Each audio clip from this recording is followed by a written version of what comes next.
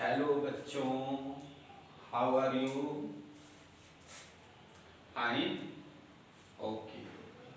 आई am Ratnesh Kumar Pandey. एक बार फिर से सभी का स्वागत करता हूं अपने इस चैनल में। Most welcome to all in chemistry classes, okay. और हम लोग क्या पढ़ रहे हैं? Classification of elements. तो क्लासिफिकेशंस के विषय में आप लोग जान चुके हो कि क्लासिफिकेशंस क्या होता है। क्लासिफिकेशंस एक सिस्टम की सिस्टमेटिक व्यवस्था है, अरेंजमेंट है, जिसके द्वारा हम क्या करते हैं, कम समय में अधिक से अधिक जानकारी प्राप्त कर सकते हैं, ज्ञान ले सकते हैं, जिसका हम क्लासिफिकेशंस करते हैं। क्लासिफिकेशंस हर जगह आपको देखने को मिलेगा। क्लासिफिकेशंस में आप असेंडिंग ऑर्डर में क्या करते हो, आगे बढ़ते रहते हो, चाहे वह एनिमल हो, चाहे वह प्लांट हो, चाहे वह एलिमेंट हो, सबका क्लासिफिकेशंस हमको पढ़ना होता है। और क्लासिफिकेशंस में आप लोग जानिएगा, क्लासिफिकेशन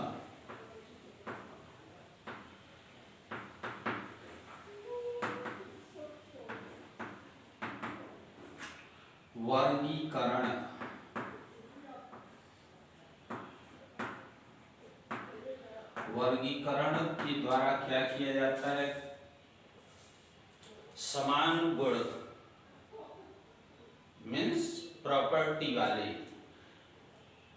एलिमेंट को हम क्या करते हैं, सिस्टमेटिक तरीके से व्यवस्थित करते हैं उनके गुणों के आधार पर।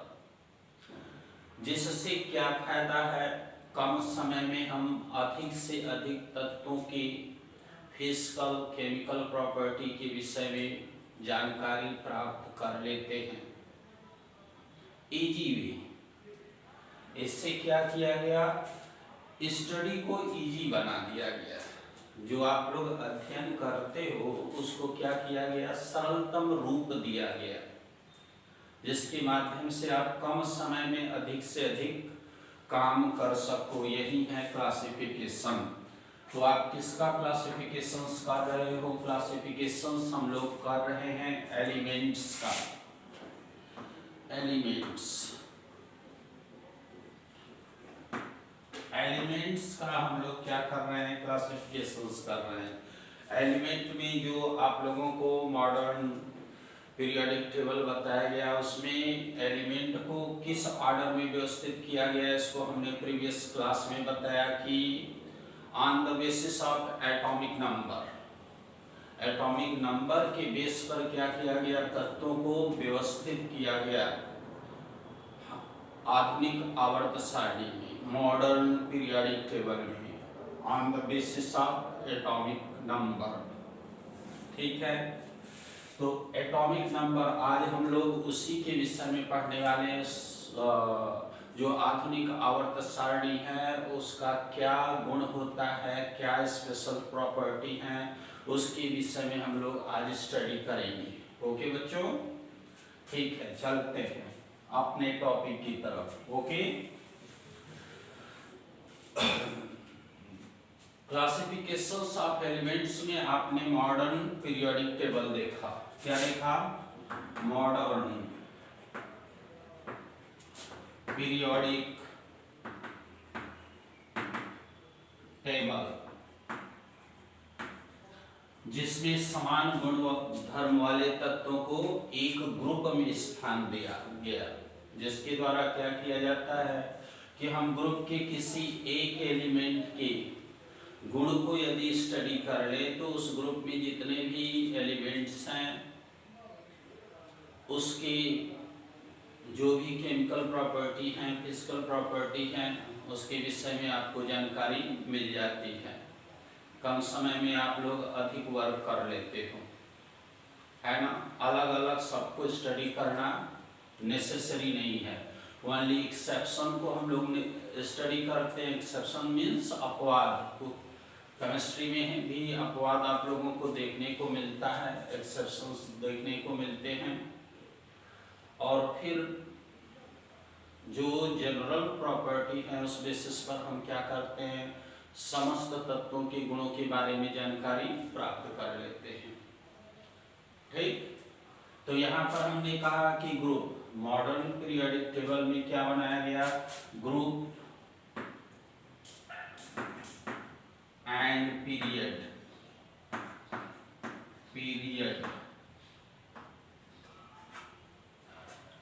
ग्रुप एंड पीरियड में उसको डिवाइड कर दिया गया। ठीक, तो जैसे हमने कहा कि यह आपका हाइड्रोजन है, फिर आता है लिथियम है, हाइड्रोजन के बाद लिथियम आ गया, फिर सोडियम आ गया, फिर पोटेशियम आ गया, फिर रुबिडियम आ गया, फिर सीजियम आ गया, फिर फ्रांसियम आ गया। तो ये क्या बोले जाएंगे, एक ग्रुप के तत्व बोले जाएंगे। ऐसे ऐसे जो मॉडर्न पीरियोडिक टेबल बनाया गया उसमें कुल टोटल कितने ग्रुप हैं, 18 ग्रुप हैं, 18 ग्रुप मिले हैं इसमें जो मॉडर्न पीरियोडिक टेबल्स है। 18 ग्रुप जिसको 4 ब्लॉक में हमने डिवाइड कर दिया, ब्लॉक भी बनाए गए ग्रुप, और इसका जो बेसिस बनाया गया किस आधार पर, इलेक्ट्रॉनिक कॉन्फ़िगरेशंस, इलेक्ट्रॉनिक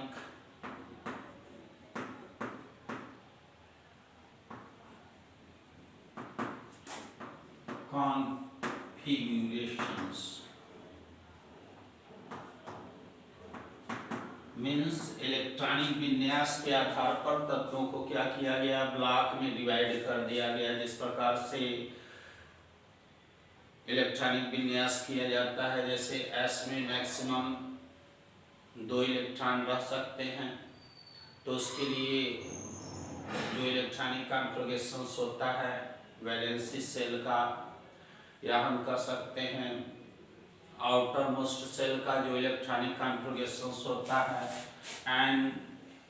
S1 भी होता है और 2 भी होता है।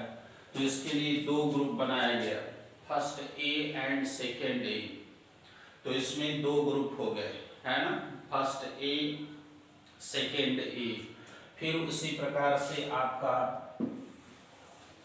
P है, P में जैसे कोष में मैक्सिमम 6 इलेक्ट्रॉन रह सकते हैं, तो ऐसे भी एलिमेंट पाए जाते हैं जिसका लास्ट इलेक्ट्रॉनिक विन्यास, या हम कह सकते हैं अंतिम कक्षा का इलेक्ट्रॉनिक विन्यास Np1 होता है।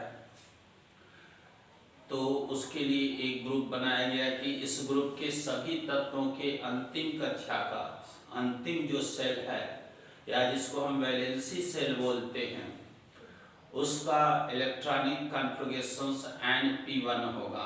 Np2 के लिए भी बनाया गया, Np3 के लिए भी बनाया गया, Np4 के लिए, 5 के लिए एंड 6 के लिए। क्या कहने का मतलब, जैसे हमने कहा 4 टाइप के सब ऑर्बिटल्स होते हैं, सब ऑर्बिटल्स, जिसको आप क्या बोलते हो, उपकोष बोलते हो, सब सेल, सब एनर्जी लेवल।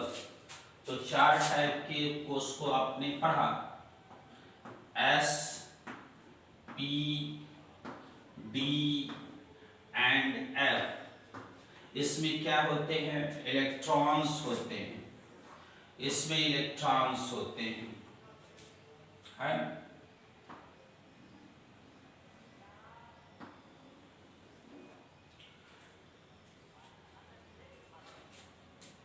तो इलेक्ट्रॉन्स कहाँ पर पाए जाते हैं, जो सब सेल है उसके ऑर्बिटल में। जैसे हमने कहा इसके पास ओनली 1 ऑर्बिटल्स है, तो इसमें चाहे 1 इलेक्ट्रॉन हो सकता है, चाहे 2 इलेक्ट्रॉन। 2 से ज़्यादा नहीं होगा, 2 से कम हो सकता है। और इसी प्रकार इसमें 3 ऑर्बिटल्स हैं, px, py, pz। तो इसमें 1 इलेक्ट्रॉन भी हो सकता है, 2 इलेक्ट्रॉन भी हो सकता है, 3 इलेक्ट्रॉन भी हो सकता है, 4 भी हो सकता है, 5 भी हो सकता है, 6 भी हो सकता है। इसलिए हर एलिमेंट, हर टाइप के एलिमेंट्स हैं, हर टाइप के एलिमेंट्स के लिए क्या देखा गया कि उसके आउटर मोस्ट सेल में इलेक्ट्रॉन की संख्या 1 है, 2 है, 3 है। तो उस बेसिस पर पी ब्लॉक के लिए जो मॉडर्न क्लासिफिकेशन है वह ब्लॉक बेसिस पर है। तो एस ब्लॉक के लिए केवल 2 ग्रुप 1 और ग्रुप 2 बनाया गया, और पी के लिए 3 ग्रुप बनाया गया, 6 ग्रुप बनाया गया, जिसमें 1 भी इलेक्ट्रॉन हो सकता है, 2 भी हो सकता है, 3 भी, 4 भी, 5 भी और 6 यानी आपका अक्रिय तत्व आ जाएंगे इसमें, इसका ऑर्बिटल कंप्लीट हो जाएगा। और फिर उसके बाद आपका डी है, डी में 5 ऑर्बिटल्स पाए जाते हैं। 5 ऑर्बिटल्स में 1 भी इलेक्ट्रॉन हो सकता है, 2 भी हो सकता है। तो एक के लिए एक ग्रुप, दूसरे के लिए दूसरा ग्रुप, तीसरे के लिए तीसरा group, means D1, D2, D3, D4 सबके लिए ग्रुप बनाया गया, और उस ग्रुप में उसी विन्यास के तत्वों को रखा गया। इस प्रकार डी में देखोगे तो जो ग्रुप की संख्या है वह कितनी है, 10 है। इसके विषय में हम प्रीवियस क्लास में बता चुके हैं आप लोगों को। और फिर एफ आता है, एफ में मैक्सिमम कितने इलेक्ट्रॉन हो सकते हैं, आपके 14 इलेक्ट्रॉन होते हैं, जिसमें उसका electronic configuration F1 to F14 तक होता है, जिसके लिए F1 से F2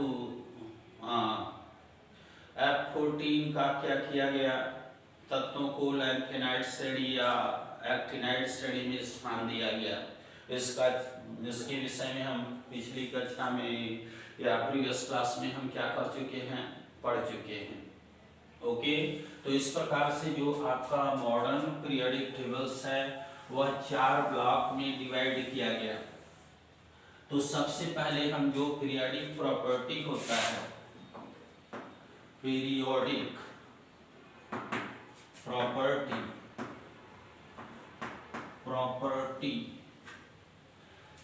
मीन्स आवर्ती गुणधर्म। तो आवर्ती इसको कह सकते हैं आवर्ती गुणधर्म, आवर्ती गुणधर्म के विषय में जानेंगे कि आवर्ती गुणधर्म कैसे ज्ञात किया जाता है, तत्वों का गुणधर्म कैसे निकालते हैं। तो इस बेसिस पर हम देखेंगे सबसे पहले मॉडर्न पीरियोडिक टेबल प्रॉपर्टी में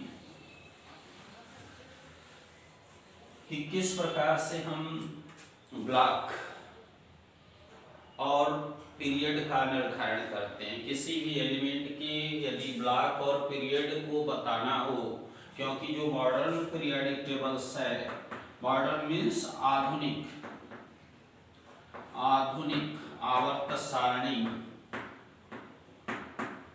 आवर्त सारणी वह किस बेसिस पर है, ब्लॉक में है, on the basis of electronic configurations. जैसे यस के लिए 2 ग्रुप, डी के लिए 10 ग्रुप, पी के लिए 6 ग्रुप,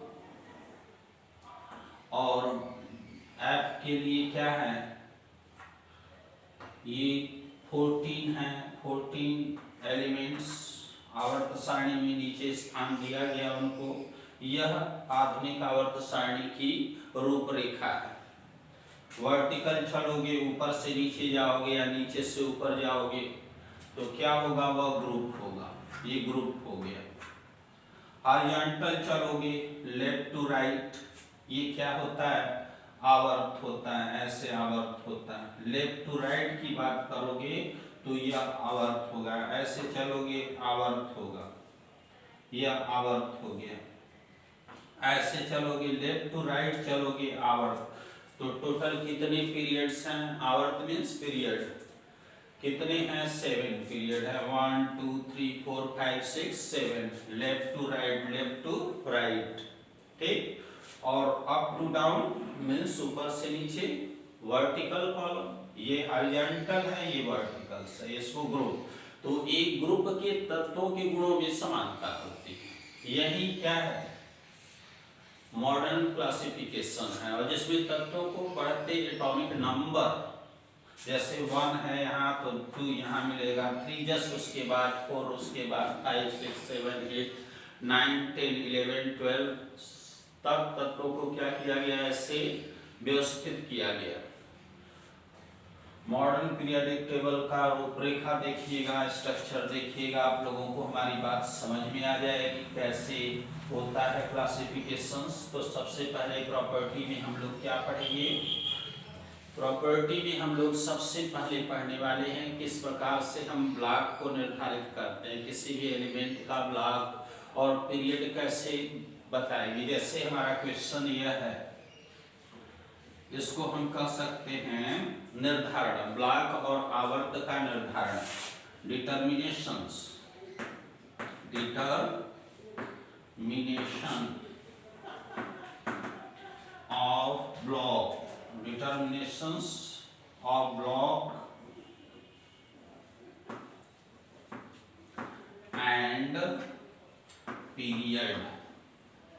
ठीक है, निर्धारण डिटरमाइन करना, निर्धारित करना, क्या ब्लॉक और पीरियड को किस प्रकार से आप निर्धारित करोगे, किसी भी एलिमेंट का ब्लॉक और पीरियड कैसे बताओगे। जैसे हमने कह दिया हमारा क्वेश्चन है कि पोटेशियम किस ब्लॉक का एलिमेंट है या किस आवर्त का एलिमेंट है।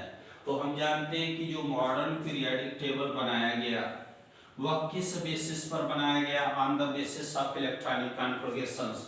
तो पोटेशियम इसका सिंबल क्या होता है, के होता है, यह पोटेशियम हो गया, के पोटेशियम का हो गया।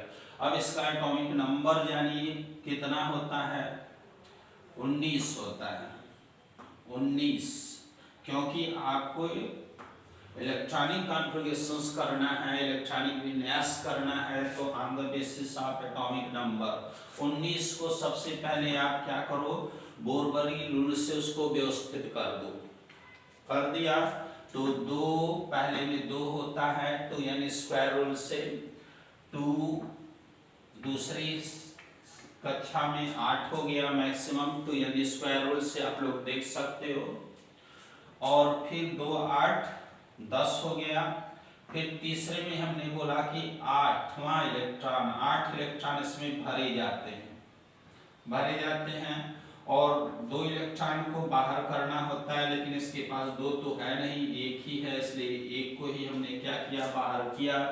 अब जब 2 इलेक्ट्रॉन इसमें हो जाएंगे, आउटर मोस्ट सेल, इसका आउटर मोस्ट सेल यह हुआ, इसमें 2 इलेक्ट्रॉन यदि हो गए, 2 इलेक्ट्रॉन हो गए, तो फिर इसको हम देखते हैं कि इसके पास कैपेसिटी है इलेक्ट्रॉन रखने की कि नहीं है, क्योंकि 2n² रूल से आप देखोगे तीसरे सेल में मैक्सिमम नंबर ऑफ इलेक्ट्रॉन कितने हो सकते हैं, 18 हो सकते हैं। आपके पास कितने हैं, 8 क्या है, एक स्टेबल अरेंजमेंट है, एक हम कह सकते हैं स्थायी व्यवस्था होता है। फिर उसके बाद 2 इलेक्ट्रॉन को हम क्या करते हैं, नेक्स्ट सेल में भरते हैं और फिर इसके बाद इसकी संख्या को क्या करेंगे, इंक्रीज करते हैं, बढ़ाते हैं। 8 के बाद 9 करेंगे, 10 11 12 18 तक इसमें इलेक्ट्रॉन आ सकता है, लेकिन उसके लिए यही शर्त है कि 2 इलेक्ट्रॉन चौथे कक्षा में हमको क्या करना होगा, इंटर कराना होगा। उसी को आप बाउ ने on the basis of energy n+l rule से बताया कि इसकी एनर्जी क्या होती है, 3d की एनर्जी क्या होती है, 4s से क्या अधिक होती है। तो इलेक्ट्रॉन सबसे पहले 4s में आएगा और उसमें s में मैक्सिमम 2 इलेक्ट्रॉन होते हैं। तो सबसे पहले हमने क्या किया, इसका बोरबरी रूल से इलेक्ट्रॉनिक कॉन्फ़िगरेशंस कर लिया। और मॉडर्न आधुनिक इलेक्ट्रॉनिक कॉन्फ़िगरेशंस हम या हम कह सकते हैं कि सब सेल में इलेक्ट्रॉन को इंटर कराएंगे। जैसे पहला सेल है उसमें एक ही उपकोष होगा, क्योंकि कोष और उपकोष, सेल और सब सेल की संख्या क्या होती है, किसी सब सेल की संख्या उसके कोष के या सेल की क्रम संख्या के मान के बराबर होता है। मीन्स यदि पहला सेल है तो उसमें एक उपकोष होगा, दूसरा सेल है तो दो उपकोष होगा, तीसरा है तो 3 होगा और चौथा है तो 4 होगा। यही होता है। तो पहला सेल जिसमें मैक्सिमम नंबर ऑफ इलेक्ट्रॉन 2 हो गए, तो इसमें केवल एक सब सेल होता है 1s2, 2 इलेक्ट्रॉन भर गया। फिर दूसरा है 8 इलेक्ट्रॉन है, इसमें 2 सब सेल होता है, एक होता है आपका 2s2 और दूसरा होता है 2p6। कितना हो गया, 2 इसमें हो गए और 6 इसमें हो गए, दोनों मिला के कितना हो गए, 8 हो गए। दूसरा है 2 सब सेल में डिवाइड हो गया। ये तीसरा है, तीसरे में क्या होता है, तीसरे में 3 सब सेल पाए जाएंगे, 3s2, 3p6 और 3d10 है ना। लेकिन इसमें 0 हो जाएगा, क्यों, क्योंकि इसमें पहले इलेक्ट्रॉन इंटर नहीं करेगा। पहले इलेक्ट्रॉन किसमें जाएगा, 8 इलेक्ट्रॉन तो भर गए, इसकी 8 इलेक्ट्रॉन आपके भर गए, इसमें आ गए 8 इलेक्ट्रॉन। लेकिन यह जो है 3d से पहले क्या होता है, 4s में आता है इलेक्ट्रॉन, तो 4s1 है। क्यों है, क्योंकि इसके पास एक इलेक्ट्रॉन है, इसमें गया ही नहीं इलेक्ट्रॉन। सबसे पहले क्या होता है, on the increasing order distributions of electrons on the basis of increasing order of energy, है ना, बढ़ता हुआ क्रम। तो एनर्जी का क्रम क्या है, इसमें क्या है, अधिक ऊर्जा है, इसमें कम ऊर्जा है, तो इलेक्ट्रॉन पहले इसमें आता है, फिर उसके बाद इसमें जाएगा। इसीलिए 2 इलेक्ट्रॉन को हमने क्या किया, बाहर करने के लिए बोला। तो ये 4s1 आता है। इसके आउटर मोस्ट सेल का ये सेल यूज नहीं हुआ, लेकिन यह क्या है, वैलेंसी सेल।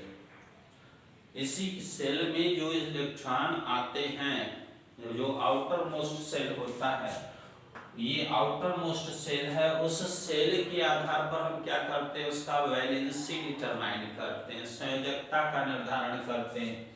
हमने बताया था कि यदि आउटर मोस्ट सेल में या बाहरी कक्षा में क्या हो, एक इलेक्ट्रॉन हो तो उस तत्व की संयोजकता 1 होगी, 2 है तो 2 होगी, 3 है तो 3 होगी, 4 है तो 4 होगी, 5 है तो 8-5 कर देते हैं, 3 होती है।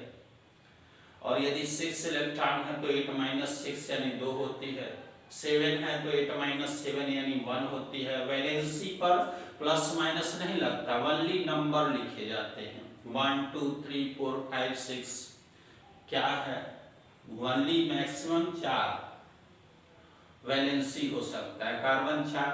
फिर उसके बाद आप देखोगे घटेगा, 3 आएगा, 2 आएगा, फिर 1 आएगा, फिर 0 हो जाता है। जितने भी अक्रिय तत्व हैं, helium, neon, argon, krypton, xenon, radon, वो क्या है, 0 वैलेंसी को शो करता है। तो आपने देखा इसका आउटर मोस्ट सब सेल क्या है, 4s1 है, 4s1। अब ये आउटर मोस्ट सब सेल का हमने क्या किया, इलेक्ट्रॉनिक कॉन्फ़िगरेशंस देखा, 4s1। ये जो नंबर लिखा गया ये क्या है, सब सेल है, मींस सब सेल उसके ब्लॉक को बताएगा, उसके ब्लॉक को बताएगा। ब्लॉक मीन्स जिस ब्लॉक में, यदि S में है सब सेल, S वहां पर यूज है आउटर मोस्ट सेल के लिए, तो वहां S ब्लॉक का होगा, P है तो P ब्लॉक का होगा, D है तो D ब्लॉक का, और F है तो F ब्लॉक का। यहाँ पर कौन सा सब सेल है, आउटर मोस्ट सब सेल S है, तो यह S ब्लॉक का एलिमेंट है। और S के पहले कौन सा नंबर लिखा गया है, 4 मीन्स यह चौथे आवर्त का तत्व है। आवर्त यह नंबर जो है उसके पीरियड को बता देगा कि किस आवर्त का तत्व है, और यह ग्रुप बताएगा कि यह ग्रुप संख्या क्या है, उसकी ग्रुप संख्या 1 है कि ग्रुप संख्या 2 है। तो यहाँ ग्रुप संख्या क्या हो गया इसका, 1। आप देख सकते हो इसका पोटेशियम,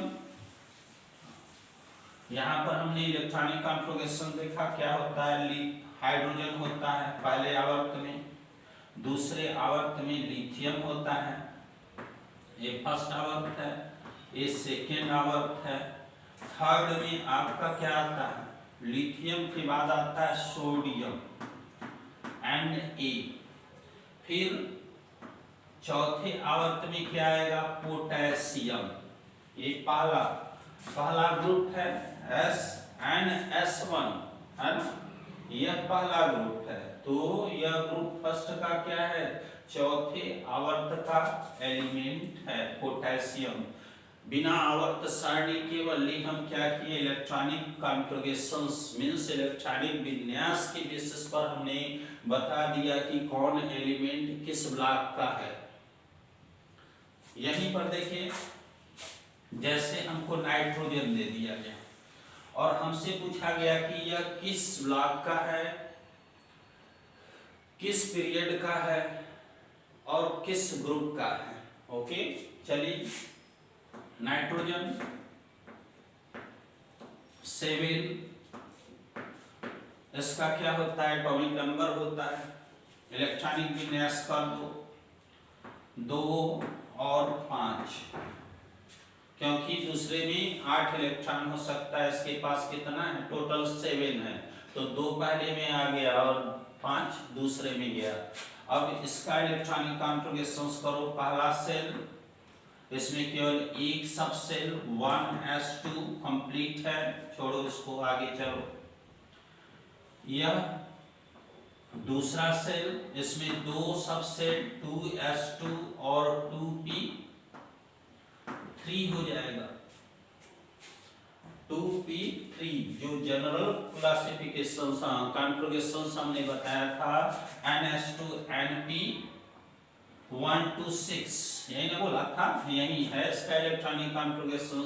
तो यह p के किस आवर्त में, तीसरे आवर्त में, तीसरे ग्रुप में है, और कौन सा आवर्त है, 2 है। इसका देखिए आउटर मोस्ट सबसेल ले लो, 2p3 है, तो यानी यह p ब्लॉक, p में है, p सबसेल में है, यानी p ब्लॉक का है। किस ब्लॉक का है, p ब्लॉक, ठीक है। और फिर सबसेल से पहले नंबर क्या है, 2 है, मींस सेकेंड पीरियड का है, सेकेंड पीरियड का है। और 3 है, मींस यह पी ब्लॉक का तीसरा वर्ग होगा, यही होता है। पहले होता है बेरिलियम, ना बोरान, बोरान, फिर आता है कार्बन, फिर होता है नाइट्रोजन। पी ब्लॉक में देखिएगा कुल मिला के पी ब्लॉक में कितने ग्रुप हैं, पी ब्लॉक में 6 ग्रुप हैं, क्योंकि इसमें 6 इलेक्ट्रॉन मैक्सिमम हो सकते हैं। तो पहला बोरान हो गया, पी ब्लॉक का है, फिर हाइप होता है इसका, लिथियम 3 हो जाता है, बेरिलियम 4 हो जाता है, बोरान 5, फिर कार्बन आता है 6 हो गया, फिर नाइट्रोजन, यही तो है एलिमेंट, तीसरे ग्रुप का है, ये ग्रुप होता है। तीसरा ग्रुप है P3 का मतलब क्या है, तीसरा ग्रुप है, सेकेंड आवर्त है, lithium, beryllium, boron, carbon, nitrogen, oxygen 8 हो गया, फ्लोरीन 9 हो गया, नियान ये 10 हो गया। बढ़ते एटॉमिक नंबर में तत्वों को व्यवस्थित किया गया है। तो आप देख सकते हो तीसरे ग्रुप का पी ब्लॉक का जो थर्ड ग्रुप होगा उसी का यह क्या है, एलिमेंट है। On the basis of electronic configurations हमने चेक कर लिया। तो आप लोग भी समझ लीजिए, किसी भी तत्व का जब भी आपको पीरियड बताना हो या ब्लॉक बताना हो तो सबसे पहले इसका इलेक्ट्रॉनिक कॉन्फ़िगरेशंस कीजिए और अंतिम सब सेल को देखिए। अंतिम सब सेल S में है तो S ब्लॉक का होगा, P में है तो P ब्लॉक का, D में है तो D, और F में है तो F ब्लॉक का होगा। On the basis of last number of electron उस पे क्या है, हेड पर कितने इलेक्ट्रॉन्स हैं, 1 2 3 4, तो उस ब्लॉक के उस वर्ग में उसको स्थान दिया गया है, जितना नंबर होगा, चाहे एस में है, चाहे पी में है, चाहे डी में, चाहे एफ में। उस बेसिस पर हम क्या करते हैं, पीरियड भी पता कर लेते हैं। जो नंबर आउटर साइड में होगा, जैसे यह सब सेल है, उससे पहले जो नंबर है उसको देख के आप उसका क्या बताओगे, पीरियड, आवर्त, किस आवर्त का एलिमेंट है।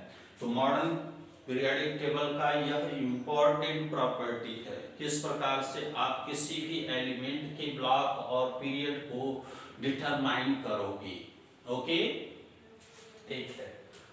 अब हम लोग चलते हैं नेक्स्ट प्रॉपर्टी की तरफ, इलेक्ट्रॉनिक कॉन्फ़िगरेशंस। तो आप लोग जानते ही हो, इलेक्ट्रॉनिक विन्यास, जिस ब्लॉक का इलेक्ट्रॉनिक विन्यास करना होगा उसका अंतिम इलेक्ट्रॉनिक कॉन्फ़िगरेशन, अंतिम कक्षा या अंतिम सब सेल का जो इलेक्ट्रॉनिक कॉन्फ़िगरेशंस होता है उसको जनरल इलेक्ट्रॉनिक कॉन्फ़िगरेशंस कहते हैं। इलेक्ट्रॉनिक कॉन्फ़िगरेशन सबके लिए लिखना है, इलेक्ट्रॉनिक कॉन्फ़िगरेशंस, इलेक्ट्रॉनिक विन्यास। इलेक्ट्रॉनिक विन्यास जैसे हमने कहा एस ब्लॉक का है तो जनरल इलेक्ट्रॉनिक कॉन्फ़िगरेशंस आप लोगों को बताया हूं कि एस ब्लॉक के तत्वों का इलेक्ट्रॉनिक कॉन्फ़िगरेशंस NS1 भी हो सकता है और 2 भी हो सकता है, 1 2 2। पी ब्लॉक का बताया ही हूं आपको कि NS2 और NP1 2 6 मीन्स 6 वर्ग है, 1 भी हो सकता है, 2 भी, 3 भी, 4 भी, 5 भी, 6 भी है।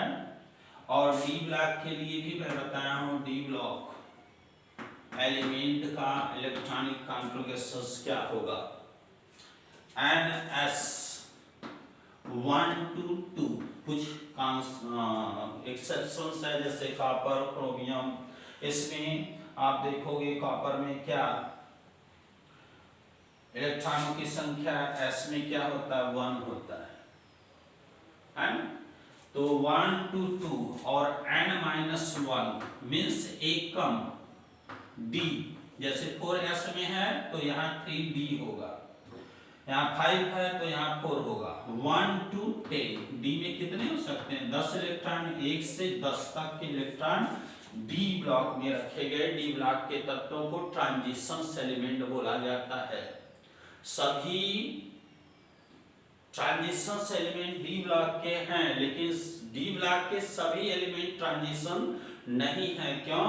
क्योंकि जिसके सबसेल डी सबसेल क्या होता है, कंप्लीटली फुल होता है, जैसे जिंक हो गया, कैडमियम हो गया, है ना, मरकरी हो गया, तो इसका डी आप देखोगे इसका इलेक्ट्रॉनिक कॉन्फ़िगरेशन D10 हो जाएगा। तो D10 यानी यह कंप्लीटली है, फुल फील्ड है, इसलिए इसको हम ट्रांजिशंस नहीं बोलेंगे। ओके, चलिए इलेक्ट्रॉनिक कॉन्फ़िगरेशंस एफ के लिए भी बताया हूं मैं, एफ के लिए भी आप लोगों को बता चुका हूं कि NS2 N-1 क्या D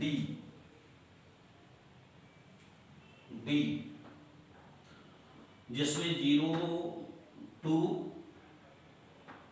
2 माने 0 1 2 इलेक्ट्रॉन होते हैं। फिर N-2 F1 2 14। देखिएगा हमारा प्रीवियस वीडियो, उसमें हमने सबका जनरल इलेक्ट्रॉनिक कॉन्फ़िगरेशंस बताया है, इसके बारे में भी बताया हूँ।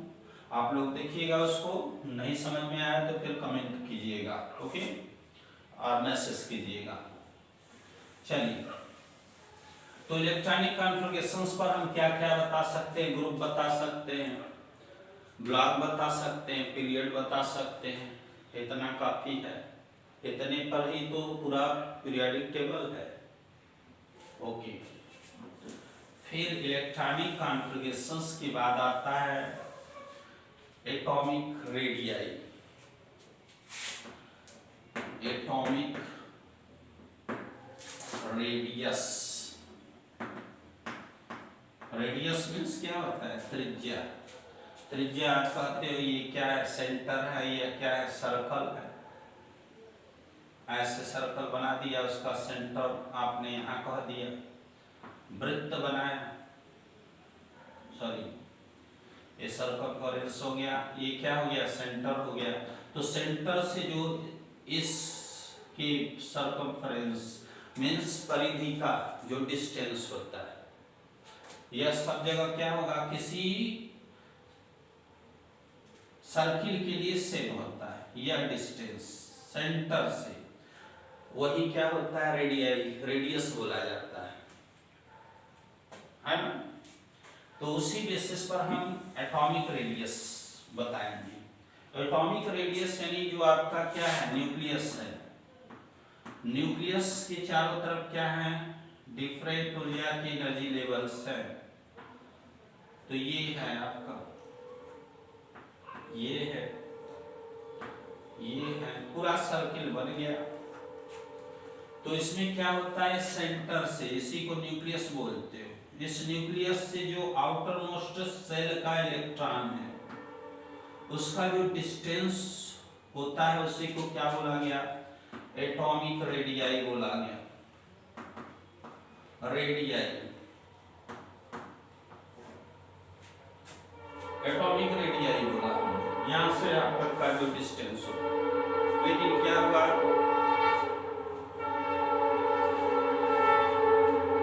जब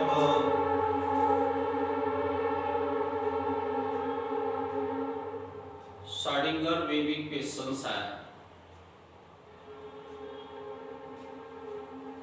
तो उस समय यह बोला गया कि यह डी ब्रॉगली का इक्वेशंस आया है ना, कि इलेक्ट्रॉन के अंदर क्या होता है? ड्यूअल नेचर होता है। जब यह पार्टिकल नेचर शो कर रहा है तब इसके लिए तो यह ठीक है, लेकिन जब यह क्या कर रहा है? यही इलेक्ट्रॉन इस प्रकार से ऊपर नीचे इस प्रकार का मोशन कर रहा है, तब क्या होगा? जिगजैग वेव लाइक डायग्राम जब हम फाइंड करेंगे इस इलेक्ट्रॉन के लिए, तब इसका एटॉमिक रेडियाई कैसे निकालते हैं, तो उसके लिए यह बताया गया कि दो एटम है ना, मॉलिक्यूलर कंडीशन, मॉलिक्यूलर अवस्था में जब दो एटम के बीच क्या होता है? ओवरलैपिंग होता है, ओवरलैप होते हैं उसके ऑर्बिटल्स। चाहे यह क्या है? एस एस ओवरलैपिंग को दिखाया गया है, जिसमें एक क्या है? ये दो इलेक्ट्रॉनों का क्या है? संगम है, एक दूसरे से मिलाव है, ये ओवरलैपिंग है। ठीक है, तो ए एटम है और ये बी एटम है। ए का सेंटर यह है, ए का सेंटर यह है, बी का सेंटर यह है। तो इसके बीच का जो डिस्टेंस होता है, डिस्टेंस बिटवीन बी एंड ए और ए बी सेम है। बी ए कह लो चाहे ए बी कह लो, सपोज दैट डी है, स्मॉल डी। तो एटॉमिक रेडियाई के लिए बोला गया, इस एटम का जब भी रेडियाई फाइंड करना हो, means radii of A and B equal to, वैसे स्मॉल आर से रिप्रेजेंट करते हैं तो स्मॉल आर से कर दो, ए बी इक्वल टू क्या होता है? इसको मेजर कर दिया, इसको मेजर कर दो। डी बोला हमने, डी पिकोमीटर होता है, क्योंकि बॉन्ड लेंथ पिकोमीटर में मेजर करते हैं, और पिकोमीटर क्या होता है? 10 के पावर -12 मीटर के इक्वल होता है। ये क्या है? मीटर से छोटे यूनिट बोले जाते हैं, है ना। तो जैसे बहुत सूक्ष्म जीवाणु का आकार, बैक्टीरिया का आकार, बॉन्ड लेंथ, इसके लिए पिकोमीटर, एंगस्ट्रॉम, माइक्रोन का यूज किया जाता है। 10 के पावर -6, 10 के पावर माइनस, देखो 1 माइक्रोन इक्वल टू 10 के पावर -6 मीटर होता है, और 1 angstrom equal to 1 angstrom equal to 10⁻⁻10 metre होता है और 1 पिकोमीटर इक्वल टू 10⁻⁻12 मीटर होता है। तो सबसे पहले हम क्या करते हैं, इस केस में जो प्रारंभिक परिभाषा था जब जिगजैग मोशन होने लगा तो उसमें क्या हो गया, उसकी जगह पर अणु लिया गया। कॉम्बिनेशन ऑफ एटम से किसका निर्माण होता है, मॉलिक्यूल्स बनते हैं। तो उसका क्या किया गया, इंटरन्यूक्लियर डिस्टेंस को मेजर कर दिया गया।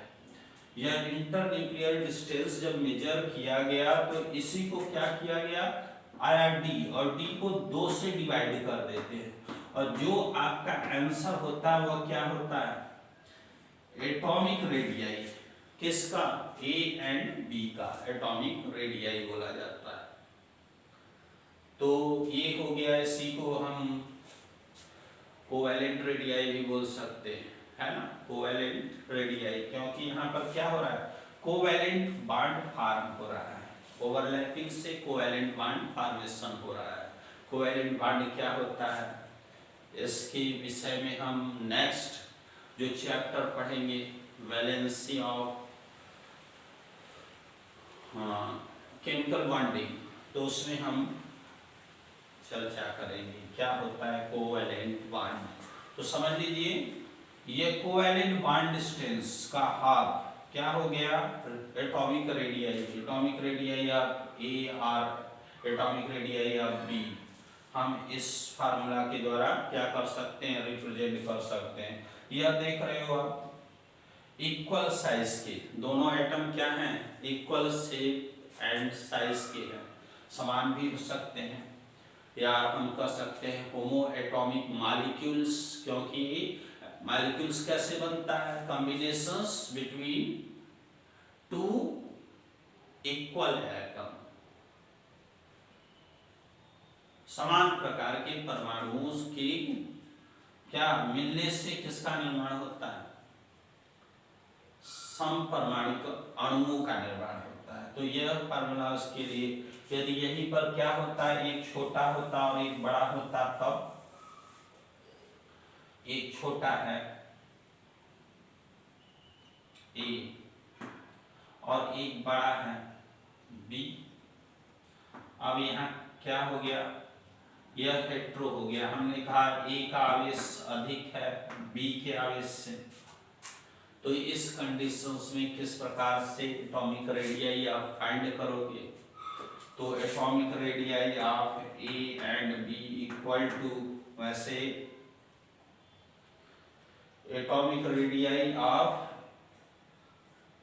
ए and B equal to D A plus D B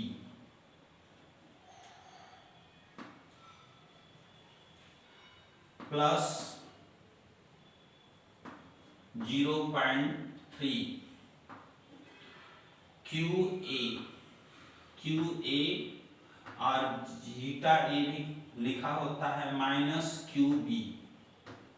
QA and QB क्या है, A का आवेश है, charge of A and B का चार्ज है। तो यहाँ पर QA is greater than QB है। तो इस कंडीशंस में हम क्या करते हैं, किसी भी एटम का एटॉमिक रेडियाई निकालते हैं। एटॉमिक रेडियाई वैसे जानो जनरल शब्दों में कि जो आउटर मोस्ट सेल होता है उसमें जो हम कह सकते हैं वैलेंसी सेल होता है। वैलेंसी सेल में उपस्थित इलेक्ट्रॉन, जो अंतिम इलेक्ट्रॉन है, उससे न्यूक्लियस का डिस्टेंस क्या बोला जाता है, एटॉमिक रेडियाई बोला जाता है। और एटॉमिक रेडियाई को हम जब ड्यूअल नेचर ऑफ इलेक्ट्रॉन आया तो उसके लिए हम डिफरेंट वे हार्म करते हैं। जैसे इसमें एटम कॉम्बिनेशन समान प्रकार के एटम होंगे तब उसका एटॉमिक रेडियाई क्या होगा, असमान प्रकार के एटम हैं तब उसका एटॉमिक रेडियाई क्या होगा, क्रिस्टल है तब क्या होगा, अणु है तब क्या होगा, आयन्स हैं तब क्या होगा। उस बेसिस पर हम देखते हैं एटॉमिक रेडियस को। तो ये हो गया कोवेलेंट के लिए। फिर वांडरवाल फोर्स ऑफ अट्रैक्शन पूछा जाता है। वांडरवाल फोर्स ऑफ अट्रैक्शन, जैसे हमने कहा ये एक अणु है, ये दूसरा अणु है, यह तीसरा अणु है, यह चौथा अणु है, तो इनके बीच का जो अट्रैक्शन होता है, अट्रैक्शन, उसी को क्या बोला जाता है? वांडरवाल अट्रैक्शंस बोला जाता है। अट्रैक्शन के द्वारा अणु क्या होते हैं? एक दूसरे के साथ कंबाइंड होते हैं, जुड़े होते हैं, इनके बीच अट्रैक्शन फोर्स काम करता है। तो इस एटम का क्या हो गया? यह जो मॉलिक्यूल से मॉलिक्यूल का डिस्टेंस हो गया, वही क्या हो गया? वांडरवाल फोर्स ऑफ अट्रैक्शन और वांडरवाल त्रिज्या भी बोला जाता है इसी को। ये जो डिस्टेंस होता है बिटवीन टू मॉलिक्यूल्स, इसी को हम क्या बोलते हैं? वांडरवाल, वांडरवाल त्रिज्या, त्रिज्या, वांडरवाल त्रिज्या। ऐसे देखिए एटॉमिक रेडियस में वांडरवाल, वांडरवाल रेडियाई,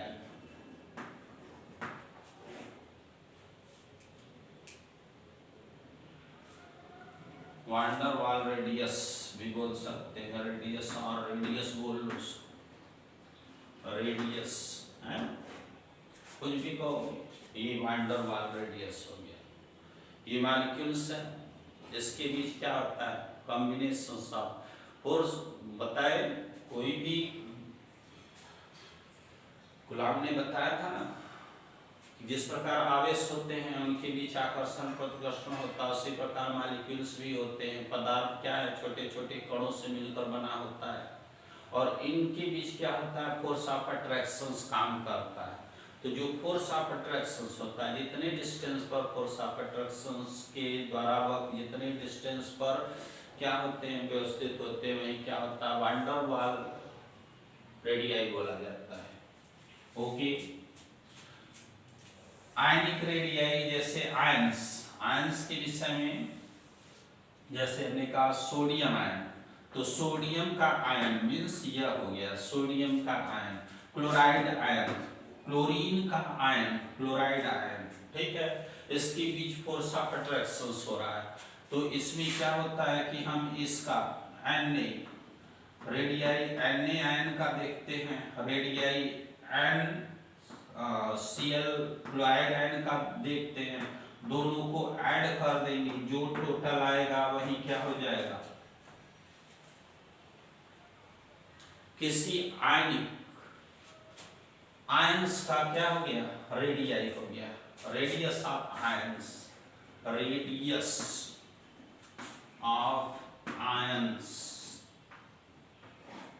वैसे तो इसका सोडियम आयन, क्लोराइड आयन का क्या हो गया?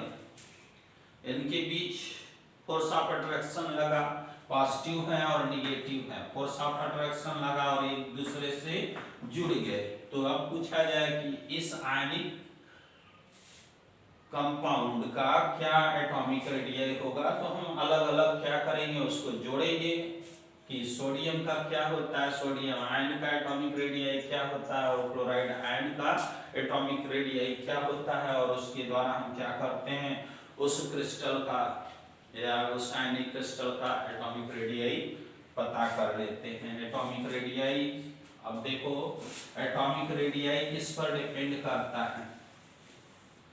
आउटर मोस्ट सेल वाले इलेक्ट्रॉन पर डिपेंड करता है ना, जो सबसे बाहरी कक्षा में इलेक्ट्रॉन्स है। तो आप देखोगे पीरियड में लेफ्ट टू राइट जाने पर क्या होता है? लेफ्ट टू राइट जाओगे तो क्या होगा? लेफ्ट टू राइट जाओगे तो आप देखिएगा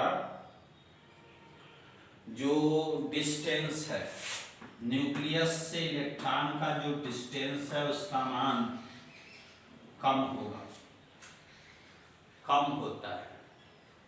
मीन्स एटॉमिक रेडियाई का मान कॉन्ट्रैक्ट करेगा। लेफ्ट टू राइट जाने पर जो डिस्टेंस है, आवेश चार्ज तो बढ़ता है, चार्ज का मान बढ़ेगा। जैसे आपने कहा beryllium, lithium, beryllium, boron, carbon, nitrogen, oxygen, chlorine, neon, तो इसमें क्या होता है, चार्ज का मान बढ़ता है। चार्ज यानी धन चार्ज, ऋण चार्ज, तो धन चार्ज का मान बढ़ेगा, लेकिन क्या होगा, सेल तो सेम ही होगा।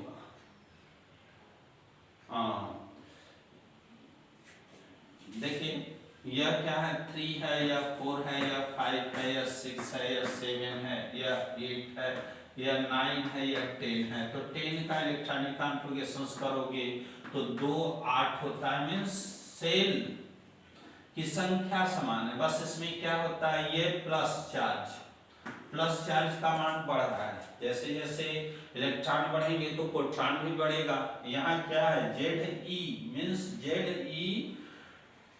मीन्स यह पूरे न्यूक्लियस का चार्ज है, वह किस पर अप्लाई हो रहा है, इस इलेक्ट्रॉन पर अप्लाई हो रहा है। तो सेकेंड इलेक्ट्रॉन है, सेकेंड सेल का इलेक्ट्रॉन है, चार्ज बढ़ने के साथ साथ क्या होगा, इसका डिस्टेंस घटेगा।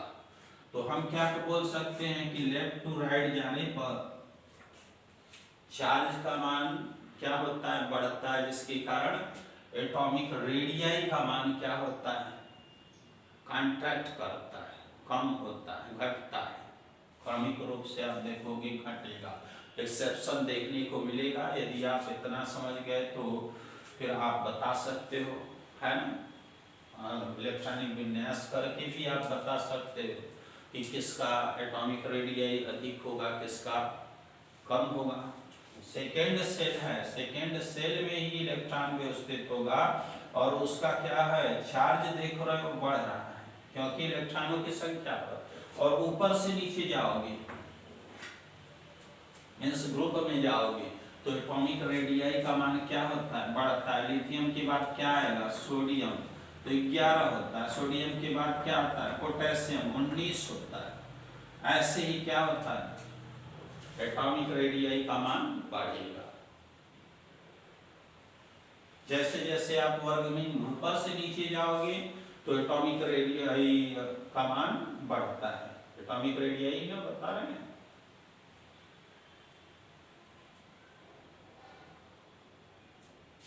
ठीक, इस प्रकार से हम क्या बोल सकते हैं, वर्ग में ऊपर से नीचे जाने पर एटॉमिक रेडियाई का मान बढ़ता है, लेफ्ट टू राइट जाने पर एटॉमिक रेडियाई का मान क्रमशः घटता है। ठीक, कुछ एक्सेप्शन भी देखने को मिलेंगे, तो आप उतना जानकार हो लोगे तो अपने आप सब क्लियर कर दोगे, किसका बड़ा होगा किसका छोटा होगा। ओके, यह रहा atomic radii, property of atomic radii. ठीक, अब हम देखते हैं वैलेंसी। वैलेंसी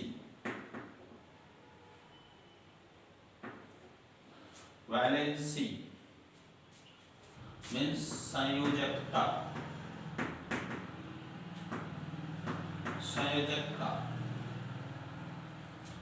जो मेंडलीव का था पीरियोडिक टेबल, वह किस के आधार पर था, संयोजकता के आधार पर था। वैलेंसी, संयोजकता, वैलेंटिया एक ग्रीक वर्ड है जिससे इसको लिया गया, जिसका अर्थ होता है क्षमता, कैपेसिटी। तो इसमें क्या होता है, कोई भी एलिमेंट की जितनी संयोजकता होती है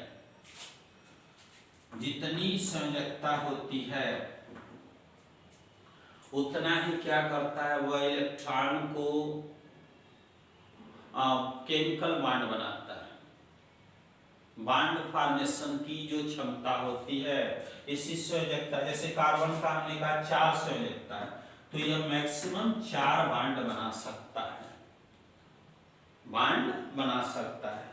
हमने कहा लिथियम की संयोजकता 1 है, तो लिथियम के साथ केवल एक बॉन्ड ही बनेगा, लिथियम हाइड्राइड बना रहे हो तो ओनली सिंगल बॉन्ड है ना।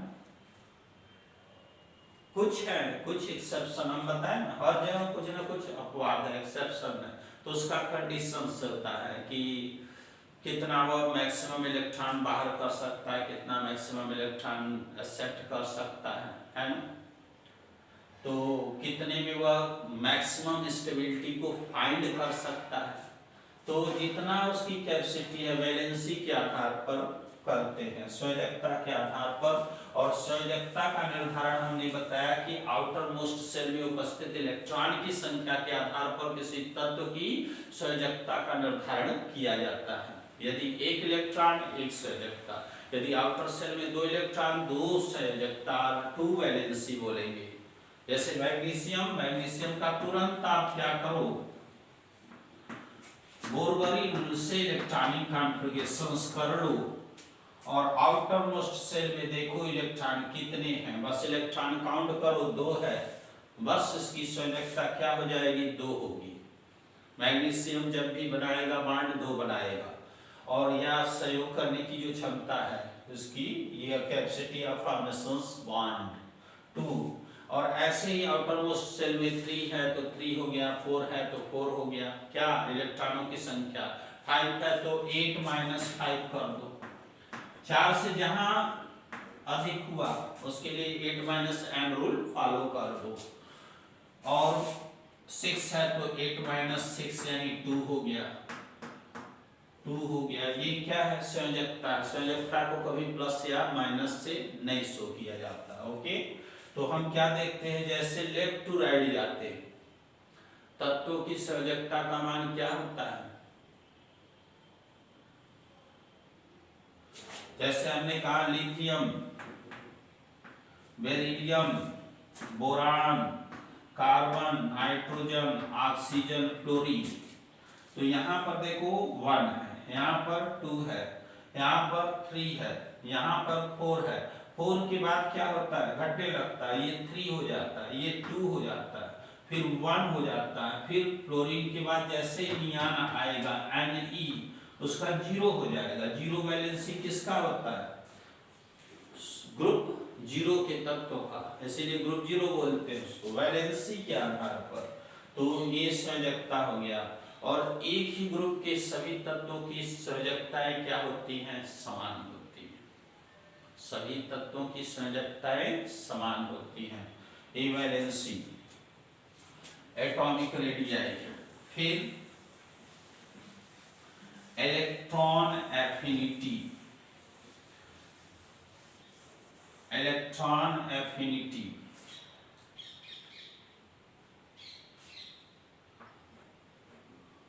Electron affinities.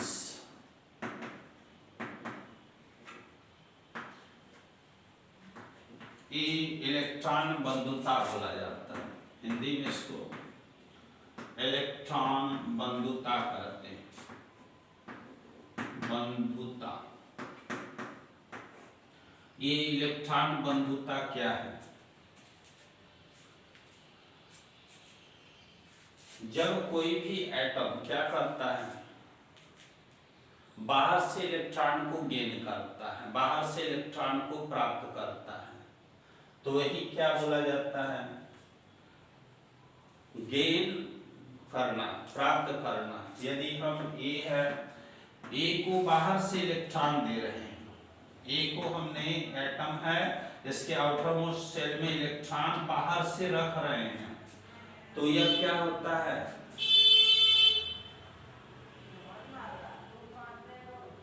बाहर से इलेक्ट्रॉन को भीतर इंटर कराने में जितनी ऊर्जा की मात्रा क्या होती है, मुक्त होती है, जितनी ऊर्जा की मात्रा आवश्यक होती है, ये क्या करेगा, एटम रिलीज करेगा, एनर्जी को मुक्त करता है।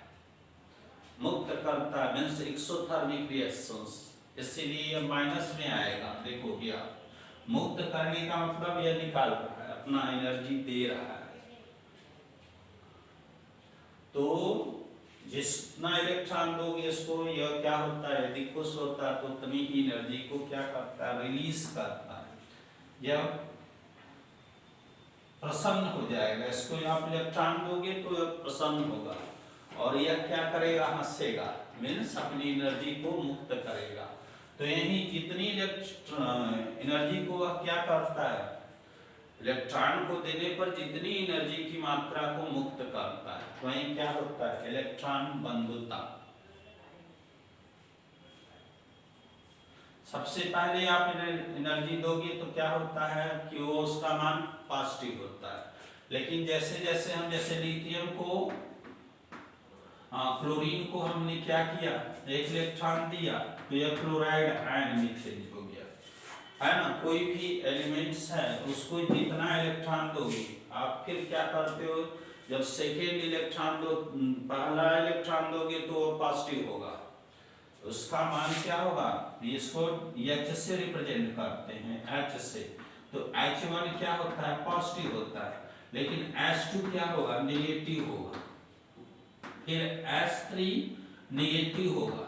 क्यों होता है ऐसा, क्योंकि उसमें क्या होता है कि स्क्रीनिंग शिल्डिंग इफेक्ट आप लोग पढ़े होंगे कि इलेक्ट्रॉन इलेक्ट्रॉन के बीच क्या होता है, रिपल्सन फोर्स भी काम करता है, जो सेल में क्या होते हैं, ऐसे ऐसे इलेक्ट्रॉन व्यवस्थित हैं, इसमें क्या है, इलेक्ट्रॉन इलेक्ट्रॉन के बीच भी क्या होता है, समान आवेश होने के कारण एक रिपल्सन फोर्स काम करता है ना। शायद उसको शिल्डिंग इफेक्ट और स्क्रीनिंग इफेक्ट बोलते हैं। और उसमें क्या होता है कि हमको कुछ अतिरिक्त ऊर्जा की मात्रा देनी पड़ती है, अपने से कुछ एक्स्ट्रा एनर्जी लगानी पड़ती है, जिसके कारण उसको क्या बोला जाता है, इन माइनस हो जाता है। पहला इलेक्ट्रॉन तो आराम से गया, चला जाएगा पहले सेल में, लेकिन दूसरे और तीसरे चौथे पांचवें इलेक्ट्रॉन के लिए क्या होता है, प्रॉब्लम होता है। तो यह अपने से भी कुछ वर्क करना पड़ता है, तो माइनस एनर्जी हमको क्या करना, वो माइनस में एनर्जी आएगा। इसको जब हम थर्मोडायनेमिक्स पढ़ाएंगे आप लोगों को, तो उसमें हम सिस्टम के बारे में बताएंगे कि जब सिस्टम काम करता है या सिस्टम पर वर्क किया जाता है तो यह पॉजिटिव क्यों हो जाता है, निगेटिव क्यों हो जाता है। फिलहाल आप समझिए, तो डेल्टा एच जब भी निकालोगे, डेल्टा एच का मान तो क्या करते हो, अधिक में से कम को माइनस करते हो, H2 माइनस H1, यह निगेटिव होता है और यह पॉजिटिव होता है, जिसके कारण क्या हो जाता है, इसका मान निगेटिव आता है ना, इसका मान निगेटिव आएगा। और यही क्या होता है, इलेक्ट्रॉन बंधुता बोला जाता है कि इलेक्ट्रॉन को ऐड करने पर जितनी ऊर्जा की मात्रा मुक्त हो, वही क्या है, किसी भी इलेक्ट्रॉन की इलेक्ट्रॉन एफिनिटी है। तो आप देखिए, ग्रुप और पीरियड के आधार पर इसको कैसे एक्सप्लेन करोगे कि इलेक्ट्रॉन एफिनिटी, इलेक्ट्रॉन बंधुता का मान क्या होता है, कब बढ़ेगा कब घटेगा, है ना। तो जैसे जैसे लेफ्ट टू राइट जाते हो पीरियड में, लेफ्ट टू राइट का मतलब छोटे से बड़े की तरफ, लेफ्ट टू राइट यानी छोटा नंबर है उसे 1 2 3 4 5 6 7 8, तो क्या होता है कि जैसे जैसे हम इस साइड में जाते हैं तो एटॉमिक रेडियाई का मान क्या होता है, घटता है। तो एटॉमिक रेडियाई जब घटेगा, यह एटॉमिक रेडियाई जब घटेगा, ठीक ना, तो इसमें क्या करते हैं, इलेक्ट्रॉन को इंटर कराते हैं, इलेक्ट्रॉन को इंटर कराते हैं। जब इलेक्ट्रॉन को इंटर कराओगे, आउटर मोस्ट सेल में डिफरेंट सेल हैं, तो एटॉमिक रेडियाई कह रहे हो कि लेफ्ट टू राइट जाने पर घटता है। तो इलेक्ट्रॉन को इंटर कराने में क्या होगा, यह पॉजिटिव है, इलेक्ट्रॉन क्या है, निगेटिव है। तो जैसे जैसे डिस्टेंस का मान क्या होगा, कम होता है, उसको इजीली हम क्या करते हैं, इजी वे में इलेक्ट्रॉन इंटर करा देते हैं, मींस इलेक्ट्रॉन एफिनिटी का मान क्या होता है, रिड्यूस करता, घटता है लेफ्ट टू राइट जाने पर। और जितना दूरी पर है इलेक्ट्रॉन, क्या होगा, उसके लिए हमको एक्स्ट्रा कुछ वर्क करना पड़ेगा, अपने से निगेटिव होगा, इन निगेटिव। देखिए, इलेक्ट्रॉन एफिनिटी, इलेक्ट्रॉन बंधुता मींस इलेक्ट्रॉन को क्या करना है, इंटर कराना है, कहाँ, इस सेल में, ठीक। तो इलेक्ट्रॉन आसानी से इंटर कर जाएगा, क्यों, क्योंकि यहाँ पर क्या है, चार्ज बढ़ रहा है, एटॉमिक रेडियस कॉन्ट्रैक्ट कर रहा है, कॉन्ट्रैक्ट कर रहा है, तो उसमें यदि आप इलेक्ट्रॉन डालोगे तो इजी वे में क्या होगा, एज वो एक्सेप्ट कर लेगा, उसके लिए आपको वर्क डन नहीं करना पड़ेगा, है ना। यह पॉजिटिव मीन्स इलेक्ट्रॉन एफिनिटी का मान क्या होता है, बढ़ता है, बढ़ता है। और यही क्या होता है, एटॉमिक रेडियस जैसे जैसे बढ़ेगा क्या होता है, ये पॉजिटिव है, एटॉमिक रेडियस का मान ऊपर से नीचे जाने पर बढ़ता है, तो बढ़ रहा है, ये पॉजिटिव है, लेकिन क्या होता है उसके साथ साथ ये क्या है, इलेक्ट्रॉन, इलेक्ट्रॉन का रिपल्शन फोर्स भी काम करता है, आपको भी वर्क करना पड़ेगा। ये नेगेटिव हो गया मीन्स ऊपर से नीचे जाओगे तो घटेगा, लेफ्ट टू राइट जाओगे तो बढ़ेगा। Okay, electron affinities. फिर उसके बाद आता है इलेक्ट्रोनेगेटिविटी। इलेक्ट्रो बहुत इंपॉर्टेंट है, इलेक्ट्रोनेगेटिविटी, इलेक्ट्रॉन बंधुता, इलेक्ट्रॉन बंधुता।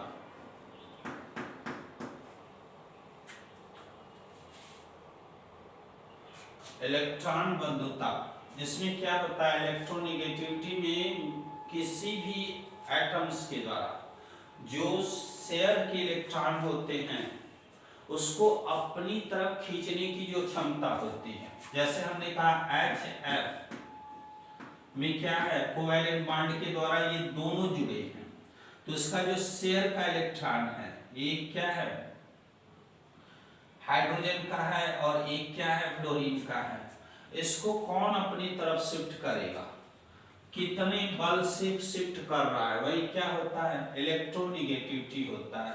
यह इलेक्ट्रॉन, शेयर के इलेक्ट्रॉन किधर शिफ्ट होंगे, इस साइड में शिफ्ट होंगे, जिसके कारण इस पर क्या होता है, पार्शियल नेगेटिव चार्ज आता है, और इस पर क्या होता है, पार्शियल पॉजिटिव चार्ज आता है। तो शेयर इलेक्ट्रॉन को अपनी तरफ खींचने की जो क्षमता होती है वही क्या होती है, विद्युत ऋणात्मकता होती है। सॉरी, इलेक्ट्रॉन बंधुता तो हम लोग इलेक्ट्रॉन एफिनिटी में पढ़े, यह विद्युत ऋणात्मकता होता है, विद्युत ऋणात्मकता, ऋणात्मकता मीन्स शेयर के इलेक्ट्रॉन को अपनी तरफ खींचने की जो क्षमता होती है उसे हम इलेक्ट्रोनेगेटिविटी बोलते हैं और विद्युत ऋणात्मकता बोलते हैं। अब पीरियड में देखो जैसे जैसे क्या होता है कि लेफ्ट टू राइट जाओगे, लेफ्ट टू राइट जाने पर क्या होता है, इलेक्ट्रॉन बंधुता का मान बढ़ता है, means beryllium, boron, carbon, nitrogen, oxygen, fluorine में सबसे विद्युत ऋणात्मक तत्व कौन सा है, तो आप कहोगे बेरिलियम से अधिक बोरान है, बोरान से अधिक कार्बन है, कार्बन से अधिक नाइट्रोजन है, नाइट्रोजन से अधिक ऑक्सीजन है, ऑक्सीजन से अधिक फ्लोरीन है। सबसे अधिक विद्युत ऋणात्मक तत्व कौन होते हैं, हैलोजन तत्व होते हैं। सबसे पहला सबसे अधिक फ्लोरीन होता है, फिर ऑक्सीजन होता है, फिर क्लोरीन होता है, फिर नाइट्रोजन होता है। तो इस प्रकार हम देखेंगे कि जैसे जैसे लेफ्ट टू राइट जाते हैं तो तत्वों की विद्युत ऋणात्मकता का मान क्या होता है, क्रमशः क्रमिक रूप से बढ़ता है, इन ग्रेजुअली ऑर्डर इंक्रीज करता है। यह आपका जो आखिरी तत्व है जिसको बाद में रखा गया, पीरियोडिक टेबल में बाद में स्थान दिया गया, उसमें वाली एक फोर्स वांडर वाल फोर्स होता है, वह निष्क्रिय होते हैं, वो उनका सबसे क्या होता है, कंप्लीट होता है, जीरो वैलेंसी होती है। Only force of attraction wander वाल फोर्स के द्वारा क्या होते हैं, यदि ये जुड़ेंगे तो एक वीक बॉन्ड के द्वारा जुड़ते हैं जिसको आप वांडर वाल फोर्स बोलते हो। ओके, तो यहाँ पर क्या होता है, विद्युत ऋणात्मकता, आप लेफ्ट टू राइट जाओगे तो क्या होगा, बढ़ेगा, और ऊपर से नीचे जाओगे तो क्या होता है, घटता है। मीन्स इलेक्ट्रॉन को अपनी तरफ आकर्षित करने की क्षमता क्या होता है, विद्युत ऋणात्मकता। तो ग्रुप में ऊपर से नीचे जाओगे तो विद्युत ऋणात्मकता का मान क्या होगा, आप देखोगे क्रमिक रूप से घटता है। एक्सेप्शन मिल सकते हैं, ऐसी बात नहीं है। जहां पर जैसे कुछ कंडीशंस होते हैं, हाफ फील्ड होता है, फुल फील्ड होता है, उसके लिए क्या होता है, कुछ एक्सेप्शन देखने को मिल जाते हैं। कुछ कंडीशन स्पेशल इलेक्ट्रॉनिक कॉन्फ़िगरेशन से यदि आपको आ रहा है तो उस बेसिस पर आप एक्सप्लेनेशंस कर लोगे। तो यही होता है विद्युत ऋणात्मकता। तो आपने क्या क्या पढ़ा, पहला हमने प्रॉपर्टी देखा इलेक्ट्रॉनिक विन्यास, इलेक्ट्रॉनिक कॉन्फ़िगरेशंस। दूसरा प्रॉपर्टी देखा हमने एटॉमिक रेडियाई। तीसरा इलेक्ट्रॉन एफिनिटी। चौथा इलेक्ट्रोनेगेटिविटी। फिर आयनाइजेशन एनर्जी की बात करते हो, आयनिक ऊर्जा बोलते हो, ionization energy, ionization energy means आयनिक ऊर्जा, आयनिक ऊर्जा, आयनाइजेशन एनर्जी। आयनिक ऊर्जा क्या होता है, जैसे हमने कहा सोडियम, यह किस में कन्वर्ट हो गया, सोडियम आयन के रूप में कन्वर्ट हो गया। मीन्स इसमें से एक इलेक्ट्रॉन को आपने क्या किया, निकाला। यह क्लोरीन है, क्लोरीन किस में कन्वर्ट हो गया, Cl माइनस के रूप में कन्वर्ट हो गया। मीन्स इसमें आपने एक इलेक्ट्रॉन ऐड किया। तो ऐड करने में क्या होता है, ऊर्जा मुक्त होती है, और निकालने में क्या होता है, इलेक्ट्रॉन एक्सेप्ट करता है, इलेक्ट्रॉन एनर्जी को एब्जॉर्ब करता है, इसमें रिलीज करता है। इसमें निगेटिव होगा, इसमें पॉजिटिव होगा, कंडीशन बताया जाएगा। तो आयनिक ऊर्जा मीन्स किसी भी एटम को जब आयन में फॉर्म में क्या करते हो, लिखते हो। यदि इसने एक इलेक्ट्रॉन एक्सेप्ट किया तो इस पर आपने लिख दिया Na पॉजिटिव, रिलीज किया, डोनेट किया। Na ने क्या किया, सोडियम ने अपना एक इलेक्ट्रॉन डोनेट किया, तब आपने क्या किया, पॉजिटिव लिख दिया। और क्लोरीन ने क्या किया, एक इलेक्ट्रॉन को एक्सेप्ट किया, यह ग्रहण किया, एक इलेक्ट्रॉन ग्रहण कर लिया, और इसने क्या किया, अपना एक इलेक्ट्रॉन रिलीज कर दिया। ये एक्सेप्ट कर रहा है या रिलीज कर रहा है, दोनों में अंतर है ना। एक में ऊर्जा का अवशोषण होगा, एक में ऊर्जा का उत्सर्जन होगा। तो वही जितनी ऊर्जा की मात्रा किसी भी एटम को जब आयनाइज्ड अवस्था में करते हो, आयनिक रूप में करते हो, तो उसके लिए जितनी ऊर्जा की मात्रा मुक्त होती है या अवशोषित होती है, उसी को क्या बोलते हैं, आयनाइजेशन एनर्जी बोलते हैं, आयनाइजेशन एनर्जी, आयनिक ऊर्जा। और आयनिक ऊर्जा का मान क्या होता है, लेफ्ट टू राइट जाओगे, यदि पीरियोडिक टेबल में देखोगे आयनाइजेशन एनर्जी का मान क्या होता है, लेफ्ट टू राइट जाने पर एटॉमिक रेडियाई का मान क्या होता है, घटता है, और चार्ज का मान क्या होता है, बढ़ता है ना। तो उसमें आप यदि आधात्विक करैक्टर क्या होता है, आप देखोगे अभी इधर से इधर जाने पर अधात्विक करैक्टर का मान क्या होता है, बढ़ता है, और धात्विक करैक्टर का मान घटता है। मीन्स इलेक्ट्रॉन को रिलीज करने की क्षमता घटती है, एक्सेप्ट करने की क्षमता बढ़ती है। यदि एक्सेप्ट कर रहा है इलेक्ट्रॉन, अभी हमने जस्ट बताया इलेक्ट्रॉन दे रहे हो आप किसी को, तो उसमें क्या होता है, अतिरिक्त ऊर्जा की मात्रा रिलीज होती है, मुक्त होती है। तो आयनाइजेशन एनर्जी के मुक्त ऊर्जा का मान बढ़ता है ना, मुक्त ऊर्जा का मान बढ़ता है। और यदि राइट टू लेफ्ट आएंगे तो वहां पर क्या होता है, जैसे जैसे एटॉमिक रेडियाई या ऊपर से नीचे जाएंगे तो एटॉमिक रेडियाई का मान क्या होगा, बढ़ेगा, बढ़ेगा। तो फिर उसमें क्या होता है, वह इलेक्ट्रॉन डोनेट करने की क्षमता रखता है, इलेक्ट्रॉन को वह डोनेट करता है, मीन्स उसके अंदर मेटेलिक प्रॉपर्टी आ जाता है, तो मेटल से इलेक्ट्रॉन आसानी से निकल जाता है, मीन्स वहां पर आयनाइजेशन एनर्जी का मान क्या होता है, घटने लगता है।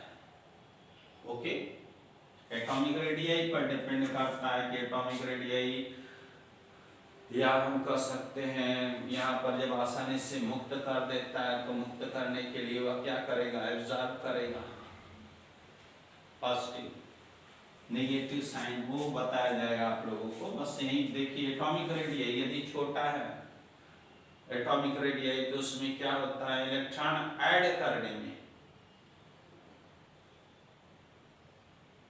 आसानी होती है, आसानी से इलेक्ट्रॉन उसमें ऐड कर जाएगा। और यदि आप क्या करते हो, ऊपर से नीचे जाते हो तो क्या होता है, उसमें रिलीज करने का पावर अधिक होता है। वह क्या करेगा, उतना ही आसानी से मुक्त कर देता है, इलेक्ट्रॉन को निकाल देता है। ठीक, यहाँ इलेक्ट्रॉन को एक्सेप्ट करने की क्षमता, लेफ्ट टू राइट जाते हो तो इलेक्ट्रॉन एक्सेप्ट करने की क्षमता अधिक होती है, मीन्स उसके अंदर अधात्विक प्रवृत्ति आती है। और जैसे जैसे ऊपर से नीचे जाते हो मीन्स इलेक्ट्रॉन को डोनेट करने का पावर अधिक होता है, उसके अंदर मेटेलिक पावर आता है। तो क्या होता है, अधातु क्या होता है, धातु। इसके विषय में आप लोग जानते हो, metals and non metals, metals and non metals. Only क्या है, पी ब्लॉक है ऐसा जिसमें क्या होता है, नॉन मेटल, मेटल्स और सब मेटलाइट्स तीनों पाए जाते हैं, है ना, तीनों टाइप। और बाकी एस ब्लॉक है, डी ब्लॉक है, एफ ब्लॉक है, सब में क्या मेटल्स हैं, धातु है। तो धातु क्या होते हैं, धातु साइन करते हैं, विद्युत तथा ताप के क्या होते हैं, कंडक्टर होते हैं। ठीक उसका इसमें तन्यता, डक्टाइल इन नेचर होते हैं, है ना, आघातवर्धनी होते हैं, पिटने पर आवाज करते हैं। तो यह किसका करेक्टर है, मेटल का। ठीक उसका अपोजिट कर दो, नॉन मेटल हो जाएगा। यह क्या होते हैं, विद्युत तथा उष्मा के कुचालक। क्या होते हैं, यानी कि चालक, कुचालक होते हैं, ये चालक होता है, इलेक्ट्रिक का चालक, और यहाँ कुचालक। यहाँ इलेक्ट्रॉन को डोनेट करने का पावर होता है। यह क्या करता है, धन आयन बनाता है। जैसे लिथियम मेटल है तो यह क्या करेगा, अपना इलेक्ट्रॉन आसानी से एक इलेक्ट्रॉन बाहर करके धन आयन बना देगा। और क्लोरीन को क्या बोलते हैं, यह अधातु है तो यह एक इलेक्ट्रॉन को एक्सेप्ट करता है और यह ऋण आयन बनाने का क्षमता, पावर रखता है। तो जितने भी मेटल्स हैं वो क्या करते हैं, इलेक्ट्रॉन को डोनेट करते हैं और धन आयन बनाते हैं। और जितने नॉन मेटल्स हैं वो क्या करते हैं, इलेक्ट्रॉन को एक्सेप्ट करते हैं और ऋण आयन बनाते हैं। यह विद्युत का क्या होता है, सुचालक होता है। यह विद्युत का कुचालक होता है। तो जैसे जैसे लेफ्ट टू राइट जाओगे तो हम कहेंगे left to right means lithium हो गया, बेरिलियम हो गया, बोरान हो गया, कार्बन हो गया, नाइट्रोजन हो गया, ऑक्सीजन हो गया, फ्लोरीन हो गया। लेफ्ट टू राइट जाने पर क्या होता है, इसके अंदर धात्विक और धात्विक गुण का मान बढ़ता है। यह प्रबल अधातु है, यह अधातु नहीं है, प्रबल अधातु है। यह प्रबल धातु है। जितने भी ग्रुप फर्स्ट के तत्व हैं मिलेंगे आपको, वे क्या होंगे, स्ट्रॉन्ग मेटल होते हैं और स्ट्रॉन्ग नॉन मेटल। अब ये बोरान, बेरिलियम, बोरान, बेरिलियम भी क्या है, इसमें भी आप इलेक्ट्रॉनिक कॉन्फ़िगरेशंस आप इसका करोगे, 1s2 2p1 2p2, है ना। तो क्या होगा, इसमें अधातु ही होता है, अधातु। एक तो बेरिलियम क्या है, धातु। फिर ये भी बोरान अधातु है, कार्बन अधातु है, नाइट्रोजन अधातु है, ऑक्सीजन अधातु है। और ये क्या हो गया, फ्लोरीन अधातु। मीन्स यहाँ से यह धातु, धातु धात्विक कैरेक्टर, फिर अधातु होते हैं। मीन्स जैसे जैसे लेफ्ट टू राइट जाओगे वैसे वैसे क्या होता है, तत्वों के अंदर धात्विक प्रवृत्ति का मान कम होता है, मीन्स इलेक्ट्रॉन डोनेट करने की प्रवृत्ति घटती है और इलेक्ट्रॉन को एक्सेप्ट करने की प्रवृत्ति क्या होती है, बढ़ती है। मीन्स इसकी विद्युत ऋणात्मकता का मान बढ़ने के कारण क्या होता है, इलेक्ट्रॉन को ये एक्सेप्ट करेगा, मीन्स ऋण आयन बनाने की प्रवृत्ति बढ़ती है। और वर्ग में ऊपर से नीचे जाओगे, किसी भी वर्ग में ऊपर से नीचे जाओगे तो उसमें मेटेलिक कैरेक्टर का मान क्या करेगा, आप देखोगे बढ़ेगा, एक्सेप्शन मिलेगी। आप कुछ कंडीशन ऐसे देखोगे, कहीं कहीं पर बहुत सारे एक्सेप्शंस आपको देखने को मिलते हैं। तो एक्सेप्शन मेनली किस पर होते हैं, हाफ फील्ड पर और फुल फील्ड पर, है ना। फुल फील्ड है तो वह स्टेबल है, उसे ना इलेक्ट्रॉन एक्सेप्ट करना है ना तो इलेक्ट्रॉन को डोनेट करना। उसके पास जब जगह ही नहीं रहेगा तो वह कहाँ जाएगा, है ना। उसको स्टेबल बोल दोगे कि नहीं अब इससे ऊपर कुछ नहीं, है ना, वो जो खाना पीना था कर चुका है, ठीक, इलेक्ट्रॉन जितना चाहिए था उसको उतना मिल चुका है। लेकिन जैसे जैसे हम ऊपर से नीचे आते हैं उस कंडीशन में क्या होता है, मेटेलिक कैरेक्टर का मान बढ़ता है, एटॉमिक रेडियाई का मान बढ़ता है। कभी समय मिला तो आप लोगों को एक्सेप्शन भी कुछ बताएंगे, ओके। फिलहाल आप लोग ऐसे देख लो, या क्या है, लेफ्ट टू राइट जाने पर नॉन मेटेलिक कैरेक्टर का मान बढ़ता है, ऊपर से नीचे जाने पर मेटेलिक कैरेक्टर का मान बढ़ता है, धात्विक प्रवृत्ति बढ़ती है। अधात्विक प्रवृत्ति लेफ्ट टू राइट जाने पर कर्म रूप से अधात्विक प्रवृत्ति का मान क्रमशः बढ़ता है, okay. Metal and non metal, electron बंधुता, वैलेंसी, एटॉमिक रेडियाई, विद्युत ऋणात्मकता। फिर आता है दूसरा, देखिए नेक्स्ट जो भी पांचवा छठा हो number, oxidation, oxidation and reduction. Reduction means ऑक्सीकरण और अपचयन। तो ऑक्सीकरण क्या है, इसका भी एक पूरा चैप्टर है, फुल चैप्टर है। ऑक्सीडेशंस एंड रिडक्शंस पर फुल चैप्टर है, जिसमें आपको oxidations, reductions, oxidising agent, reducing agent plus redox reactions, balancing methods के विषय में बताया जाएगा। तो फिलहाल आप लोग आज समझिए पीरियड के हिसाब से ऑक्सीडेशन एंड रिडक्शन। जैसे हमने कहा कि सोडियम जीरो था, सोडियम क्या था, जीरो था। लिथियम क्या है, जीरो है। पोटेशियम क्या है, जीरो है। सपोज दैट इसमें चार्ज देखो, चार्ज तो हमने इस पर कुछ भी नहीं है, एक भी चार्ज नहीं है, मीन्स यह उदासीन है। Number of positive and number of negative ions क्या है, इक्वल है। तो आपने क्या बोला, जैसे हमने कहा सोडियम, ऑक्सीडेशन एंड रिडक्शन, ठीक ना। जैसे हमने कह दिया सोडियम, सोडियम, पोटेशियम, मैग्नीशियम, इसका आयनिक फॉर्म लिखोगे तो Na पॉजिटिव लिख दिया, K पॉजिटिव लिख दिया, Mg डबल पॉजिटिव लिख दिया, मैग्नीशियम +2, एल्युमिनियम ट्रिपल लिख दिया, है ना, Al plus plus plus plus.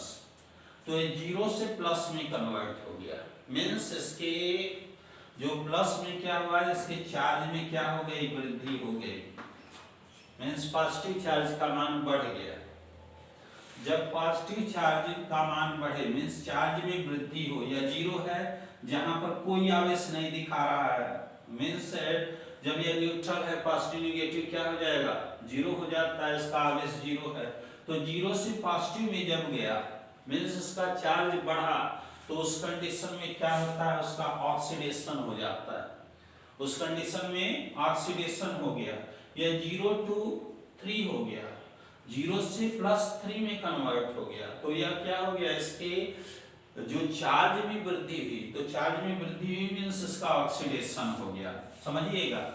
इसी प्रकार से क्लोरीन है, क्लोरीन क्या किया, एक इलेक्ट्रॉन को एक्सेप्ट किया और Cl- में कन्वर्ट हो गया।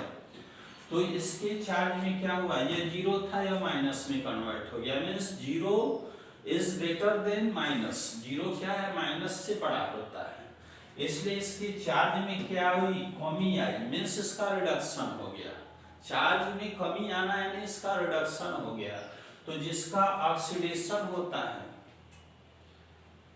वह क्या होता है, रिड्यूसिंग एजेंट बनता है, मीन्स उसके कारण है किसी दूसरे का रिडक्शन होता है, जितना वह ऑक्सीडेशन हुआ उसका मीन्स उसने अपना इलेक्ट्रॉन निकाला, लेकिन यही इलेक्ट्रॉन दूसरा कोई क्या करता है, दूसरा आइटम एक्सेप्ट करके वह माइनस में कन्वर्ट हो जाता है, मीन्स जिसका ऑक्सीडेशन हुआ उसके कारण किसी दूसरे एलिमेंट का क्या हो गया, रिडक्शन हो गया। यदि हमने देखा Na पॉजिटिव है, इसने Cl को अपना एक इलेक्ट्रॉन दिया, इनके बीच NaCl फॉर्म हो गया, बॉन्ड बन गया। तो यहाँ पर देखिए Na पॉजिटिव है, मीन्स इसका ऑक्सीकरण हो गया, Cl क्या हो गया, निगेटिव है, Cl जीरो से Cl माइनस में कन्वर्ट हो गया, इसका रिडक्शन हो गया। लेकिन यह क्या होता है, ठीक उसका अपोजिट, यह रिड्यूसिंग एजेंट बनता है और यह ऑक्सीडाइजिंग एजेंट बनता है। कैसे बनता है, इसने अपना एक इलेक्ट्रॉन दिया तो इसने एक्सेप्ट कर लिया, और इसने दिया इसने एक्सेप्ट किया, मीन्स इसके रिडक्शन का कारण यह बनता है, इसीलिए इसको हम क्या बोलते हैं, एजेंट मीन्स कारक होता है, रिड्यूसिंग एजेंट मीन्स यह रिडक्शन का कारण बना, और इसने इससे इलेक्ट्रॉन मांगा क्योंकि इसकी इलेक्ट्रोनेगेटिविटी का मान क्या है, ज्यादा है, तो इसने इससे इलेक्ट्रॉन मांगा, मीन्स क्या हो गया, इसका तो रिडक्शन हुआ, लेकिन इसने इसका ऑक्सीडेशन कर दिया, इसलिए यह ऑक्सीडाइजिंग एजेंट बोला जाता है। इसके कारण इसका इलेक्ट्रॉन बाहर आया, इसने इलेक्ट्रॉन खींच लिया इसका, तो यह क्या हो जाएगा, जिसका रिडक्शन होता है वह ऑक्सीडाइजिंग एजेंट बोला जाता है, और यह जिसका ऑक्सीकरण होता है वह रिड्यूसिंग एजेंट बोला जाता है। तो क्या होता है कि ऑक्सीडेशन वाली शॉर्ट में हम बता रहे हैं यहाँ पर आप लोगों को जानकारी के लिए कि इन पॉइंट पर आप इस पीरियड का जो आधुनिक अमर्त्य सारणी उसकी विशेषता बतलाओगे। तो क्या बोला हमने कि लेफ्ट टू राइट जाते हो तो क्या होता है, रिडक्शन मीन्स अपचायक क्षमता का मान घटता है और ऑक्सीकारक क्षमता का मान क्या होता है, बढ़ता है, और ऊपर से नीचे जाने पर क्या होता है, जो ऑक्सीकारक है अपचायक क्षमता का मान रिड्यूस करता है और ऑक्सीडाइजिंग क्षमता का मान क्या होता है, बढ़ता है। लेफ्ट टू राइट जाने पर ऑक्सीडाइजिंग नेचर बढ़ता है और ऊपर से नीचे जाने पर रिड्यूसिंग नेचर बढ़ता है, यही याद रखिएगा। ठीक है, ऑक्सीडेशन किसका हो रहा है, रिडक्शन किसका हो रहा है, यदि आप जान गए तो जिसका ऑक्सीडेशन हो रहा है मीन्स वह क्या है, रिड्यूसिंग एजेंट है, रिड्यूसिंग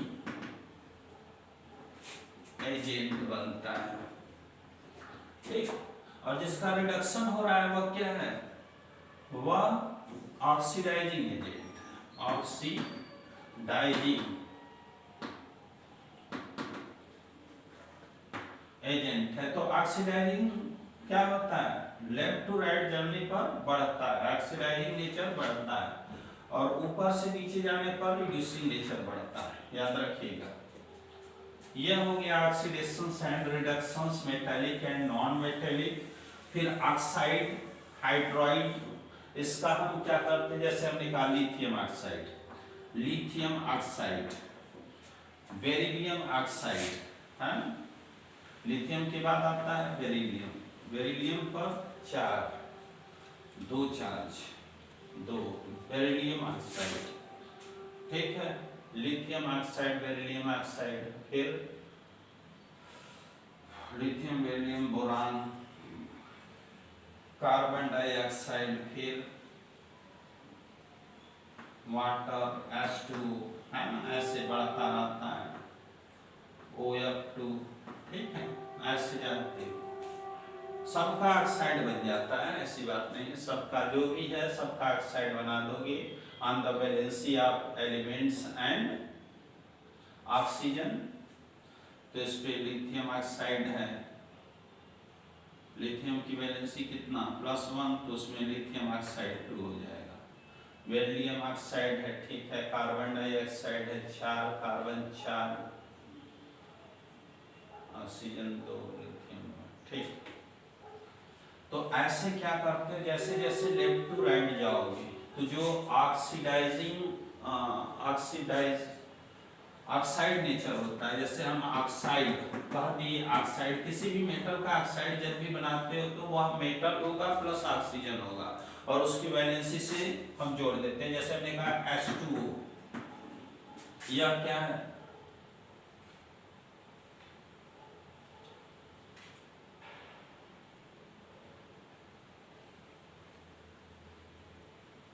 ये तो हाइड्राइड हो जाएगा, सॉरी ये तो हाइड्राइड हो जाएगा।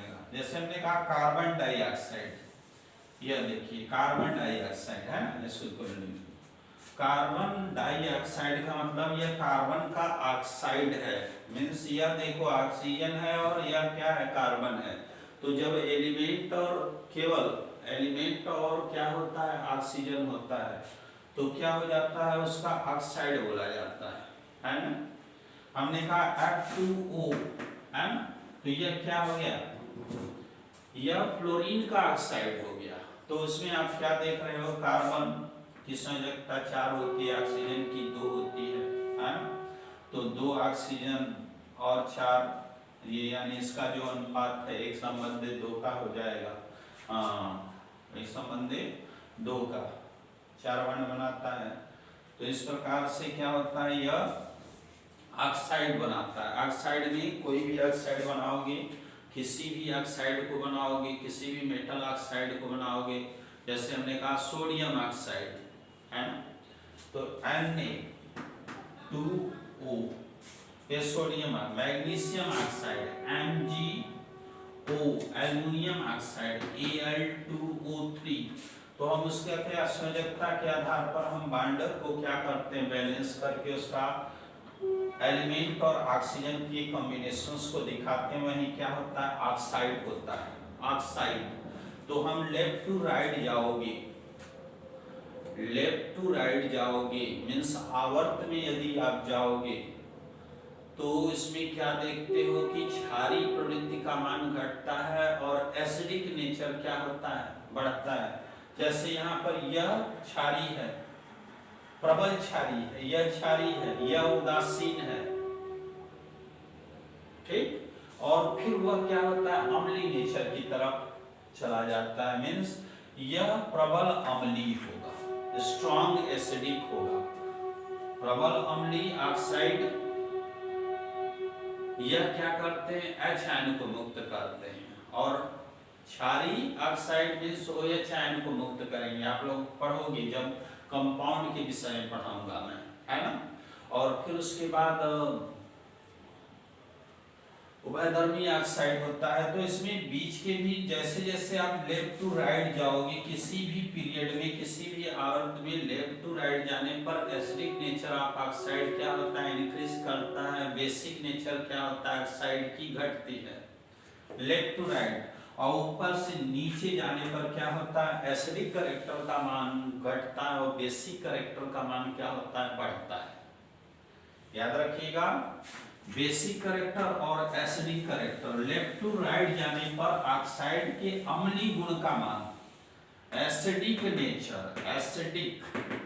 Nature of oxide increase when we are going to left and left to right, okay.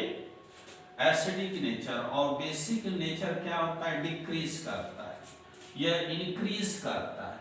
Acidic nature आप देखोगे इंक्रीज करेगा, दे देता है 3-4 ऑक्साइड दे देगा। जैसे अभी आपको हमने देखा F2MgO और Na2O, इसमें कौन ऑक्साइड प्रबल एसिडिक है, या असेंडिंग ऑर्डर में व्यवस्थित कीजिए। तो इस टाइप के क्वेश्चन इस पर बनते हैं। तो ओनली आप याद रखिएगा कि जैसे जैसे हम क्या करते हैं, लेफ्ट टू राइट जाएंगे एसिडिक नेचर का मान बढ़ता है। अप टू डाउन करेंगे, ऊपर से नीचे जाएंगे, मीन्स कॉलम ग्रुप में जाओगे तो बेसिक नेचर का मान क्या होता है, बढ़ता है। बेसिक नेचर इंक्रीज करता है और एसिडिक नेचर क्या होता है, डिक्रीज होता है। यही है रूल एसिडिक नेचर। और हाइड्राइड, जैसे हमने अभी कहा, हाइड्राइड मीन्स ऑक्सीजन का हाइड्राइड क्या हो गया, H2O हो गया। क्लोरीन का हाइड्राइड क्या हो गया, HF हो गया, ठीक। और लिथियम का हाइड्राइड क्या हो गया, LiH हो गया, लिथियम हाइड्राइड।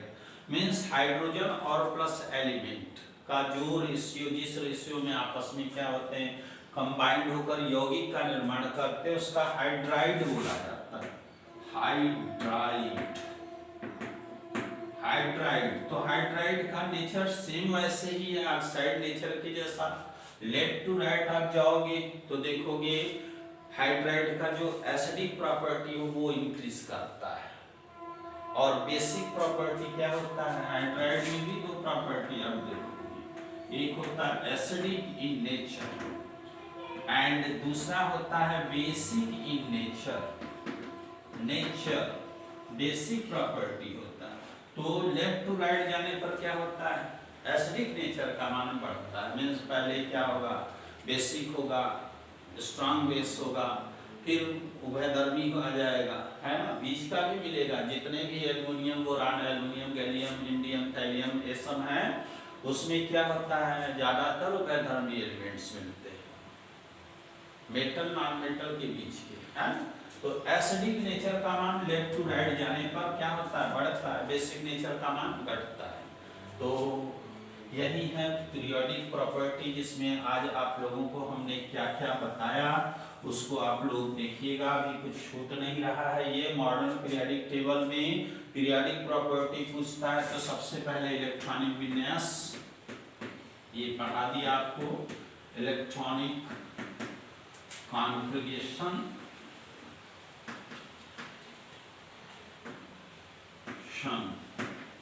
इलेक्ट्रॉनिक कॉन्फ़िगरेशंस, दूसरा एटॉमिक रेडियस, एटॉमिक रेडियस,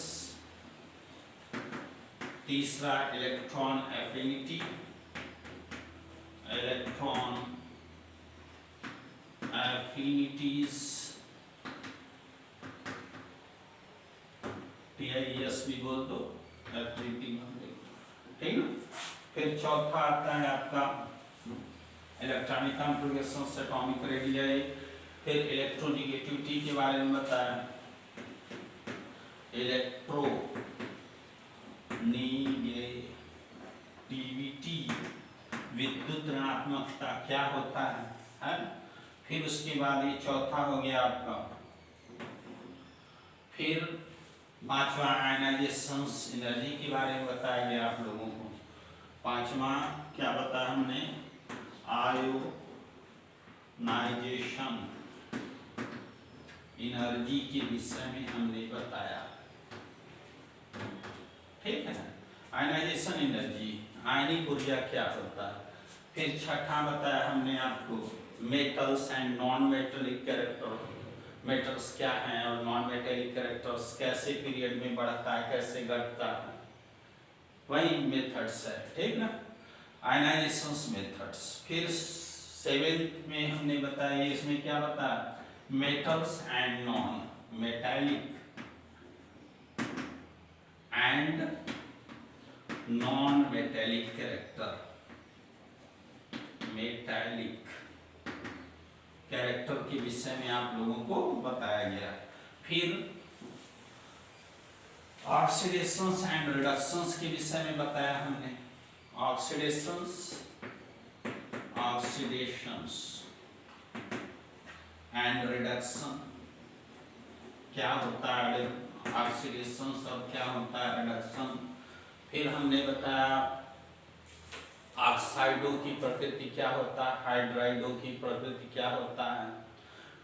कुछ आक्सो अम्ल मीन्स हाइड्रोजन हो, ऑक्सीजन हो और वह एलिमेंट हो तो उसको ऑक्सो एसिड बोलते हैं, ऑक्सो एसिड, है ना। जैसे हमने कहा सल्फ्यूरिक एसिड, है ना, H2SO4। तो ऐसे क्या होता है, एसिडिक नेचर का मान बढ़ता है। लेफ्ट टू राइट जाने पर बस ये जानिए एसिडिक नेचर का मान बढ़ता है और बेसिक नेचर का मान घटता है। कंपाउंड कुछ भी हो सकता है, ऑक्साइड भी हो सकता है, हाइड्राइड भी हो सकता है, ऑक्सो कंपाउंड भी हो सकते हैं। तो इस प्रकार से मॉडर्न पीरियोडिक टेबल आज हमने आप लोगों को कंप्लीट कर दिया और यह चैप्टर भी पूरा कंप्लीट हो गया। कुछ भी बचेगा तो उसको नेक्स्ट देखूंगा। यदि आपको वीडियोस अच्छा लगा तो लाइक सब्सक्राइब कीजिएगा, नहीं समझ में आया तो मैसेज कीजिएगा। फिर मिलते हैं इन नेक्स्ट